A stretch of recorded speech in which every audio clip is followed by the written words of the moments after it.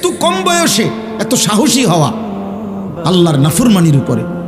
মাত্র 16 বছর, অথচ এক ওয়াক্ত নামাজ পড়ো না মুসলমান, অথচ পরিচয় দাঁড়ি। এত বড় গাদ্দার কেমনে হইলা? আমার রীতিমতো অবাক লাগে। মাত্র 18 বছরে সে সারা রাত সারাদিন মোবাইলে নারী ছবি দেখে। এত বড় হিম্মত! এই মানুষরূপী জানোয়ার, এত বড় জানোয়ার কেমনে হইল আমি এটা বুঝি না।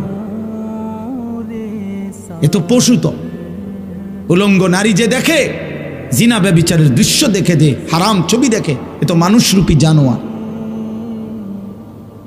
তার ভিতরে তো মূলত কোনো ইনসানিয়াত নাই। কারণ কোন মানুষ যদি নবীজি এই কথা বলছে সাহাবীকে, এক যুবক সাহাবীকে বলছে, হে যুবক, তুমি একবার ভাবো, আমি তোমাকে 5টা বিষয় জিজ্ঞাসা করি। যুবক জিনা করতে চাইছে। আল্লাহর নবী বলছে, তুমি কি চাও তোমার মায়ের সাথে এমনটা কেউ করুক? তোমার মেয়ের সাথে, তোমার বোনের সাথে, তোমার খালার সাথে, তোমার ফুফির সাথে?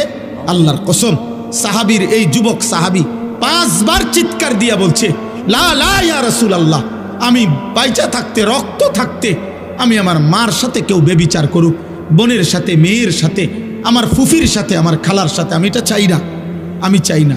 আল্লাহর নবী সাল্লাল্লাহু আলাইহি সাল্লাম বললেন, তাহলে তুমি যার সাথে অসভ্যতা করতে চাচ্ছ সে তো কারো মা, কারো বোন, কারো ফুফি, কারো খালা, কারো মেয়ে।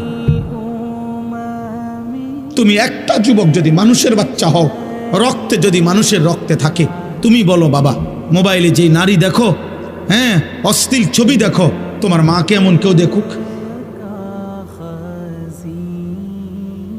কথা বলে না।